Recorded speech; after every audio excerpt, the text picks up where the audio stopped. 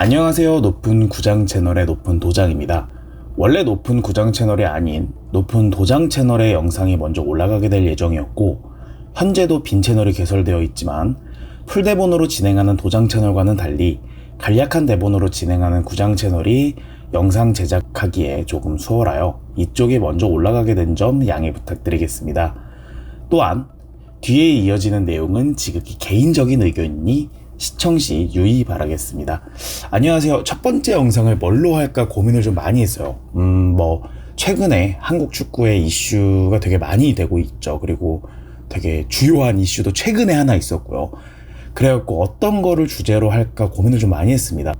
네, 근데 기본적으로 이 채널은 국내 축구 이슈 이런 것도 물론 다룰 거고, 국내 축구에 이번에 이슈가 됐던 여러 가지 요소들을 안 그래도 준비를 하고 있어요. 네, 하려고 저도 영상을 만들려고 준비를 하고 있는데, 물론 그렇다고 할지라도 일단 제 채널, 그러니까 저희 채널, 이 채널의 주요한 이슈는 국내 축구가 아니라 이제 해외 축구를 기준으로 잡을 거기는 해요. 그렇기 때문에 해외 축구에 대한 이슈, 정보, 분석을 위주로 영상을 올릴 거고, 그래서 첫 번째 영상을 뭘로 올릴까 고민을 많이 하다가 어쨌든 제가 팬으로 있는 구단이 있습니다. 맨체스터 유나이티드 팬이에요. 그래서 이 구단에 대한 영상을 먼저 올리겠다라는 각오를 조금 했습니다. 아주 건설적인 영상이 아닐 수도 있고요. 그리고 영상의 여러 가지 분석 같은 것들이 이미 다른 분들이 많이 분석해 놓은 영상일 수도 있으나, 이제 팬의 입장에서 감정을 제하고 최대한 분석을 담아서 영상을 만들어 보려고 노력을 했으니, 여러분들도 같이 의견 나누고 댓글로 이제 여러분들의 의견을 같이 적어주시면 너무 감사할 것 같아요. 그래서 일단 첫 번째로 이번 영상의 주제는 테나흐, 그리고 그가 앞으로 맨체스터 유나이티드에서 어떤 위치를 가져가게 될 것인가에 대한 영상입니다. 말은 거창하지만 결국은 테나흐가 경질되냐 경질 안 되냐, 된다면 언제 될 것 같냐, 이런 얘기를 할 겁니다. 그래서 일단 에릭 테나흐 지금 현 상황에 대해서 봐야겠죠. 테나흐가 2-3 시즌부터 맨체스터 유나이티드를 이끌고 있어요. 근데 지금 요 2시즌 동안의 성적은 비교적 처참합니다. 물론 혹자는 테나흐 1년에 트로피 1개씩 그래도 2년 동안 트로피 2개나 들고 오지 않았냐, 이런 감독이 어떻게 이렇게 쉽게 경질되며 아주 나쁜 감독이라고 말할 수 있냐 라는 의견을 가지고 있는 분들이 있을 거예요. 이게 이제 테나흐가 경질되냐 마냐로 안에서 왈가왈부가 일어나는 요소 중 하나라고 생각해요. 근데 이제 문제가 되는 건 트로피의 이제 중요도를 떠나서 트로피 2개를 위해서 투자한 게 너무나 많아요. 그러니까 이게 진짜 리그 우승이나 챔스 우승처럼 아주 최중요 트로피라고 한다면 그래, 좀 돈을 투자하더라도 맨유가 솔직히 지금 팀의 꼬라지를 봤을 때 적은 돈을 투자하고 뭔가 큰 트로피를 가져올 만한 팀이냐? 솔직히 저는 그렇게 보진 않아요. 돈이 1조가 들어가더라도 뭔가 아주 유의미하고 아주 큰 트로피를 가져왔으면 그거는 인정이지. 왜냐면 맨유는 1000억 투자하고 500억 투자하고 이러면서 큰 트로피를 가져올 만한 지금 상황이 아니라고 생각을 하니까. 그런데 리그컵, FA컵 물론 중요한 컵이고 국내 컵 중에서 위상이 되게 높은 컵 2개죠. 그렇긴 하지만 이 2개 트로피를 위해서 이만한 재화가 투자되는 것이 맞는가? 일단 첫 번째는 이적료가 많이 들어갔어요. 이적료를 한번 볼게요. 2-3 시즌부터 지금 투입된 이적료를 보면요, 일단 리산드로 마르티네즈, 카세미로, 안토니, 말라시아, 에릭센을 사왔어요. 그리고 이제 자비처 베오르스트가 임대로 왔습니다. 이번 이 시즌에 주요한 영입만 추려보는 거예요. 그리고 이제 2-3-2-4 시즌에 메이슨 마운트, 라스무스 호일룬, 오나나, 그리고 조니 에반스가 이제 영입이 됐고요. 암라바트랑 레길론이 임대로 왔습니다. 제가 이제 금액은 화면에 띄워드릴 텐데, 이제 말로도 설명을 드리면 이 2시즌 동안 22-23 그리고 23-24 시즌 동안 투입된 이적료가 거의 6,500억 가까이 돼요. 엄청난 금액을 쏟아부은 거죠. 그러니까 이 제가 2시즌과 이번 이적시장, 여름 이적시장을 쪼갠 이유가, 이게 실제로 오피셜한 사실인지 아니면은 기자들이 떼갖고 온 루머에 가까운 사실인지 저는 이거는 정확하게 모르겠지만, 어쨌든 이번 여름 이적시장부터는 테나흐의 영입권이 좀 많이 줄어들었다라는 기사를 봤고, 그러니까 이제는 좀 정상적인 구단처럼 감독에게 모든 영입 정권을 맡기는 것이 아니라 구단의 디렉터라던가 구단의 임원진이나 혹은 감독 이런 분들과 다 같이 회의를 하고 타겟을 빠르게 설정해서 그 선수를 사오놓고 이런 형태로 좀 변화하였다라는 기사를 제가 본 적이 있어요. 그렇기 때문에 개인적으로는 이 두 개 시즌을 쪼개서 봐야 된다고 생각을 해요. 그러니까 그렇기 때문에 22-23 시즌 그리고 23-24 시즌은 테나흐가 이적 시장에서 입김이 되게 셌다고 생각을 해요. 그렇기 때문에 이 두 시즌의 영입을 좀 더 살펴봐야 된다고 생각을 하고, 특히나 이제 24-25 시즌, 그러니까 이번 여름 이적 시장이죠. 이번 여름 이적 시장은 사실 아직까지 이제 출전을 안 한 선수도 많고 아직까지는 평가를 좀 보류해야 될 선수들이 거의 다예요. 왜냐면은 이제 5경기 했거든요, 리그. 그러니까 그렇기 때문에 리그를 제외하고 대회까지 다 합쳐서 이제 6경기 했습니다, 이번 시즌. 아직 많은 경기를 진행한 것이 아니라서, 그렇기 때문에 이번 이적 시장에서 영입된 선수들은 평가를 좀 제했고요. 이제 남은 위에 두 시즌의 이적 시장들을 보면 처참하죠. 일단 저기서 성공한 영입은 없어요. 그러니까 성공했다 하면 이 선수가 우리 팀에 들어오면서 그 포지션에 확실하게 주전을 차지하고 일정 이상의 폼을 보여준 선수를 저는 성공했다고 봐요. 그거를 따진다면 지금까지 성공한 선수는 없습니다. 거기다가 이제 물음표는 하나 줄 수 있어요. 라스무스 호일룬 선수는 물음표를 줄 수 있습니다. 그러니까 이 선수는 아직 나이가 어린 데다가 나왔을 때 사실 부상이 있었던 선수도 아니고요. 그리고 나와서도 막 아주 못하는 모습을 보여주진 않았어요. 아주 잘하는 모습을 보여주진 않아요. 그러니까 이런 선수는 팀에 남아서 계속 훈련을 하고 경기를 경험하고 능력을 쌓아 나가다 보면 그래도 희망이 좀 보이는 선수이기 때문에 물음표라고 좀 여유롭게 평가를 해보는 겁니다. 근데 그거에 반해서 이제 세모 정도를 줄 수 있을 만한 선수는 저는 리산드로 마르티네즈, 오나나, 그리고 에릭센 정도가 있을 것 같아요. 에릭센은 일단 FA였고요. 그러니까 금액이 발생되지 않은 이적이었고, 거기다가 에릭센은 그래도 그 앤디 캐롤한테 큰 부상을 당하기 이전에는 나이 대비, 그리고 그가 가졌던 뭐 리스크가 있잖아요. 그 리스크 대비 되게 괜찮은 모습을 많이 보여줬기 때문에 저는 개인적으로 에릭센은 세모 정도가 적절하지 않을까라고 생각을 합니다. 그리고 오피셜 영상이 멋있었어요. 그것도 이제 평가에 넣었습니다. 암튼 그러고 이제 리산마는 그러니까 원래 이 선수가 지난 시즌에 부상이 없이 꾸준하게 뛰어줬다면 리산드로 마르티네즈는 동그라미를 줄만해요. 괜찮은 모습을 보여준 선수고 예측하지 못하는 플레이를 보여줬던 선수이기 때문에 저는 개인적으로 높은 점수를 주고 싶지만 지난 시즌의 리산마는 부상이 너무 많았어요. 그게 가장 큰 문제입니다. 네, 그래서 저는 개인적으로 리산마도 세모, 그리고 이제 오나나 같은 경우에는 최근에 바로 직전 경기였죠. 네, 크리스탈 팰리스와의 경기에서 엄청난 폼을 보여줬었어요. 정말 좋은 폼을 보여줬는데 개인적으로 아쉬웠던 점이라고 한다면 오나나가 좋은 영입인 건 맞아요. 그러니까 맨유가 그래도 비속어를 좀 써서 존망팀이라도 그래도 골키퍼 복은 항상 있었던 팀이라 아주 걱정이 되진 않는데, 안드레 오나나는 물론 막 이제 이적을 해온 선수기 때문에 그걸 감안을 하더라도 실수나 이런 요상한 짓거리를 안 했던 게 아니에요. 오나나는 되게 가끔 보면은 저런 거는 되게 잘 막는데 저걸 못 막아? 아닌가? 내가 생각하는 것보다 되게 어려운 공인가?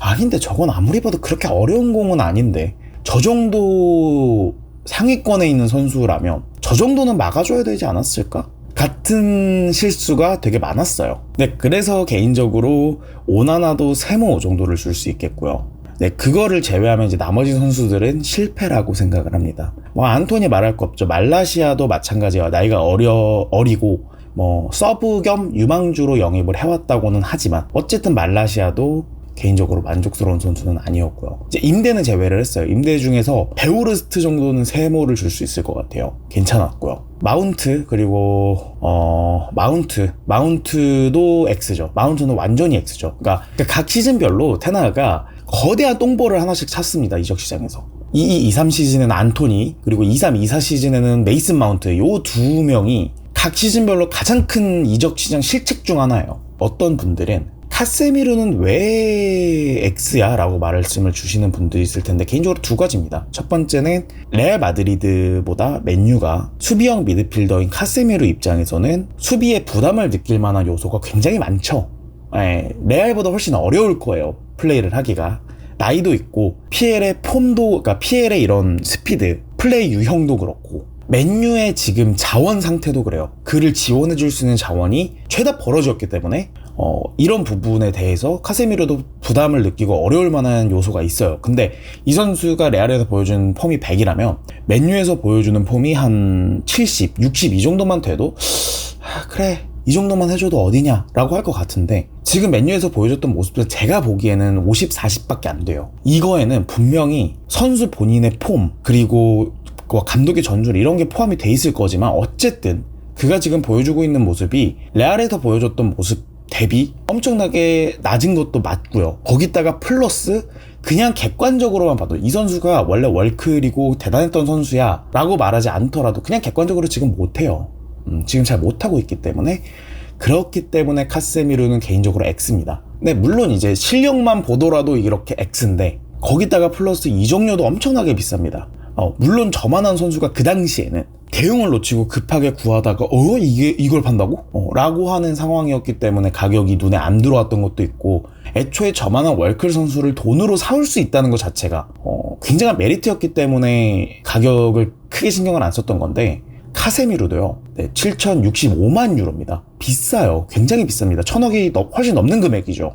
그렇기 때문에 그 가격 그리고 지금 폼 혹은 실력을 미뤄봤을 때 카세미루도 좋은 영입이라고 말하기는 조금 힘들어요. 이번 시즌은 진짜 테나의 입김이 적게 들어간 건지는 몰라도 영입이 꽤 괜찮습니다. 레니오로, 우가르테, 더리우트, 지르크즈, 마즈라위가 왔는데요. 일단 경기에 뛴 선수는 더리우트, 지르크즈, 마즈라위가 뛰었어요. 이번 시즌 경기를. 근데 더리우트, 마즈라위는 확실히 괜찮은 선수다라는 게 눈에 보였고요. 그리고 지르크지는 단점을 최근에 보여주긴 했어요. 결정력이 되게 안 좋더라고요. 근데 그거를 감안하더라도 지금까지 맨유에서 보기 어려웠던 스트라이커 유형인 거랑 플러스 나이가 어리고 가격도 나름 합리적이기 때문에 저는 이 정도면은 괜찮은 영입이라고 생각을 합니다. 우가르테 같은 경우는 그건 좀 있죠. 가격을 좀 더 깎아볼 수 있지 않았을까라는 생각은 있긴 했지만, 그런데 얘가 7천만, 8천만 유로가 넘어가고 이랬으면 문제가 되겠지만, 저는 이제 트랜스퍼 마켓 기준으로 5천만 유로면은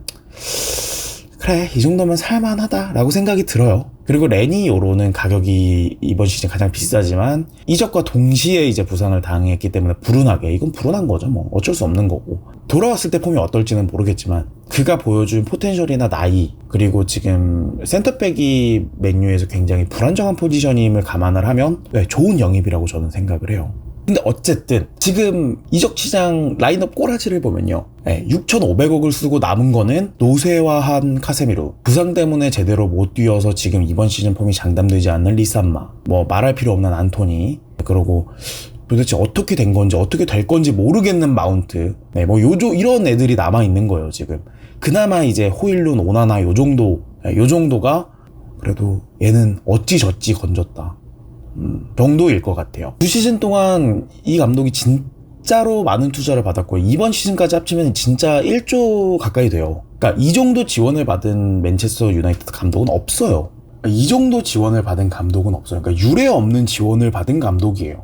정말 어마어마한 지원을 받은 감독이기 때문에 저는 이 정도 지원을 받은 감독은 사실 요즘 테나가 이제 기사 등지에서, 물론 이게 찐하신지 진짜 그가 한 인터뷰인지는 모르겠지만 어쨌든 말이 계속 나오고 있죠. 내가 이렇다느니 저렇다느니 이렇쿵저렇쿵 테나가 이제 슬슬 입을 놀리고 있어요. 그러니까 이럴 수가 없어요. 사실은 본인이 지원받은 금액을 생각을 해보면 돼요. 그러니까 이만한 선수단을 데리고 이 정도 지금 폼을 보여주고 있다는 거는 저는 충분하게 경질 사유라고 생각을 합니다. 거기다가 경기력적인 부분에서도 문제를 많이 보여주고 있어요. 일단 단순하게 이번 시즌만 볼게요.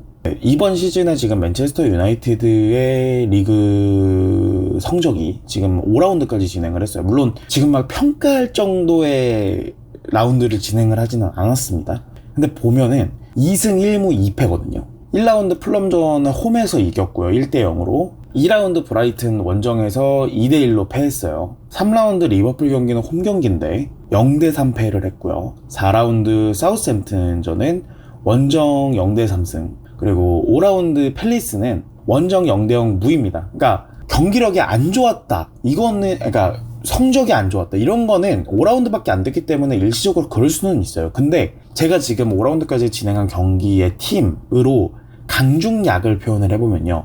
1강 리버풀, 그러니까 리버풀도 사실은 그러니까 물론 리버풀 강팀이고 어마어마한 팀이지만 홈 경기인 데다가 이게 더비전은 사실 팀의 이 수준이 그래도 나름 엇비슷하기만 하면 우리 팀이 강등팀이고 상대 더비팀이 완전 뭐 저기 1, 2, 3위에서 놀고 있는 그런 팀이 아니고서야 어지간하면 더비 경기는 경기 행방이 묘연해지는 경우가 되게 많아요. 더비라고 하는 그 부담감이 있기 때문에 특히나 홈 경기, 그러니까 리버풀 입장에서 원정이기 때문에 더더욱 거기다가 리버풀은 이번 시즌에 유르겐 클롭 감독이 이제 나가고 슬롯 감독이 새로 온, 어떻게 보면은 뭐 물론 지금 슬롯 감독이 굉장히 좋은 모습을 보여주고 있지만 어쨌든 새로운 감독이란 말이죠. 그렇다고 한다면 아직까지는 불안감이 있을 수밖에 없어요. 그런 여러 가지 상황이 겹쳐서 사실 리버풀 경기도 완전하게 1강이라고, 그러니까 강이라고 말하기 좀 애매하고 0.5라고 저는 생각을 하는데 어쨌든 리버풀 1강, 그리고 브라이튼 원정 정도가 저는 중이라고 생각을 해요. 그리고 풀럼, 사우스햄튼, 팰리스가 3약이라고 생각을 하거든요. 근데 그렇기 때문에 3승 1무 1패가 저는 개인적으로 정배예요. 이 정도는 돼야 평타는 친다. 여기서 이제 1무였던 거를 1승으로 끌어올리거나 3승 2무였거나 뭐 4승 1패였거나 이랬으면 테나우 이제 좀 개심하나? 좀 이번 시즌은 좀 다른가? 라고 생각을 해봤을 텐데 이번 시즌의 테나우는 2승 1무 2패, 평균에도 못 미치는, 제가 생각하는 평균에도 못 미치는 성적을 보여주고 있습니다. 벌써 리그 순위가 박살나기 시작하고 있고요. 지난 시즌 그리고 지난 시즌에도 리그 순위는 꾸준하게 그렇게 좋지 못했어요. 성적과 별개로 경기력도 안 좋았고요. 그러니까 이런 부분을 봤을 때 사실 그가 따왔던 트로피가 예를 들어 진짜 하다못해 맨유가 뭐 리그 우승이나 뭐 챔스 우승 이런 거는 뭐 언감생심 뭐 바라지도 않겠고 지금 당장은, 근데 유로파 우승 정도는 뭐 요런 거 유로파 하나에 뭐 리그컵, FA컵 하나 정도가 딱 껴있었으면 지금까지의 모습은 굉장히 안 좋았지만 그래도 한 번만 더 믿어볼까 라는 생각이 들었을 수도 있겠는데 리그컵 한 개, FA컵 하나로 요런 모든 병폐를 전부 눈 감아주기엔 좀 많이 부족하다라고 저는 개인적으로 생각이 좀 들고요. 그렇기 때문에 저는 개인적으로 앞으로 남은 리그 경기가 되게 중요하다고 생각을 해요. 그러니까 컵 대회에 탈락하지 않는 건 당연한 거고요. 그러니까 유로파 진출, FA컵, 리그컵 일정 라운드 이상 진출, 요거는 당연한 거고요.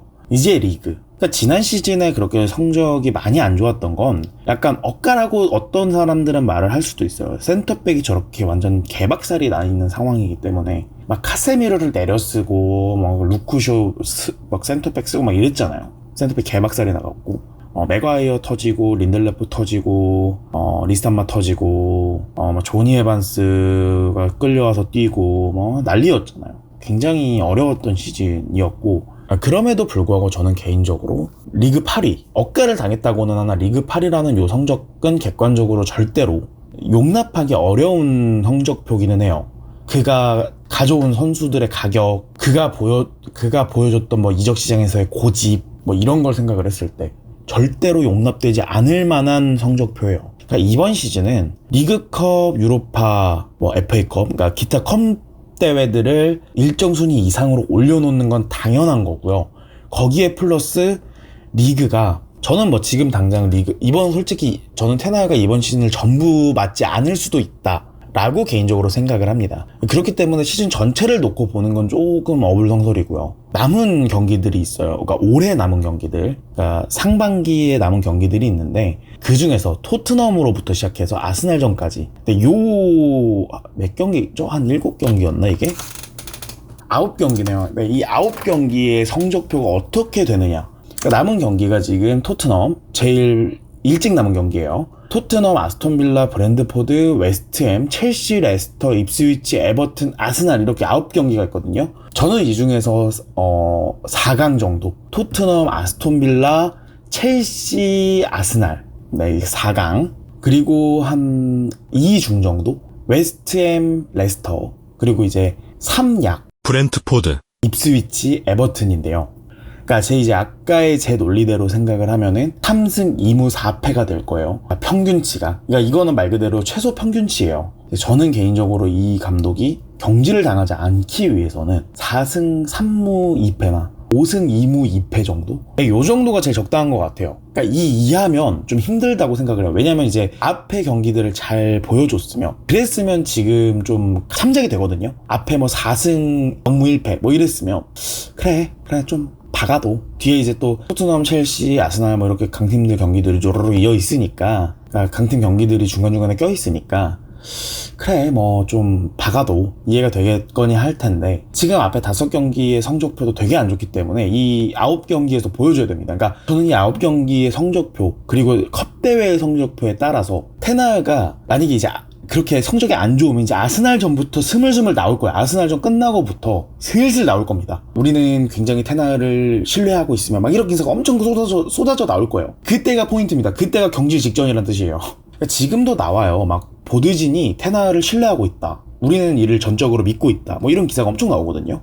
지금이 경질 타이밍이 아니기 때문에 사실 이런 기사가 나온다면 어느 정도는 그래 진짜 믿고 조금 앞으로 몇 경기 더 보겠다라고 하는 의미로 볼 수 있겠어요. 근데 아스날전까지 맞췄는데 요 경기들의 성적표가 되게 안 좋거나 아니면 기대를 못 미치는 성적표가 나오기 시작하면 이제 스물스물 나올 겁니다. 우리는 테나를 아직도 여전히 믿고 있다, 앞으로 더 믿고 막 이런 기사가 나오기 시작하면서 한쪽에는 테나가 경질 직전, 뭐 이번 경기 끝나면 뭐 경질될 거임, 뭐 이런 기사가 동시에 튀어나오기 시작하면 그때는 진짜 경질 타이밍이에요. 그렇기 때문에 저는 개인적으로 요 9경기가 어떻게 진행되냐, 혹은 이 9경기와 더불어 같이 진행되는 컵대회 현황이 어떻게 되느냐가 가장 중요하다고 봅니다. 제가 이렇게 말씀드리는 이유가 사실 테나가 지금 당장 잘려도 상관없는 매물이기는 해요. 근데 문제는 지금 테나를 자른다? 데려올 감독이 있나? 제가 지금 무직 감독을 정리해 놓은 게 있거든요. 근데 물론 저기에 아주 가능성이 없는 그 감독은 제외를 했어요. 예를 들어 클린스만이라거나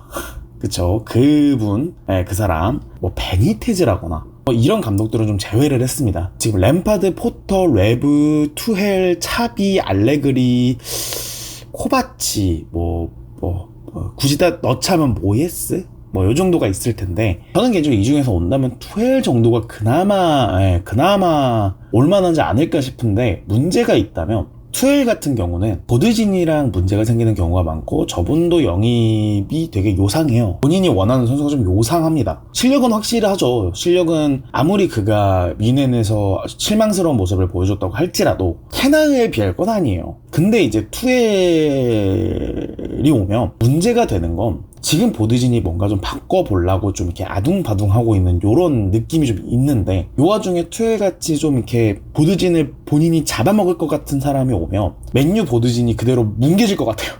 네. 대처도 못하고 다시 뭐 투엘한테 막 전권 주고 막 이러면서 구단이 뭉개질 것 같아요.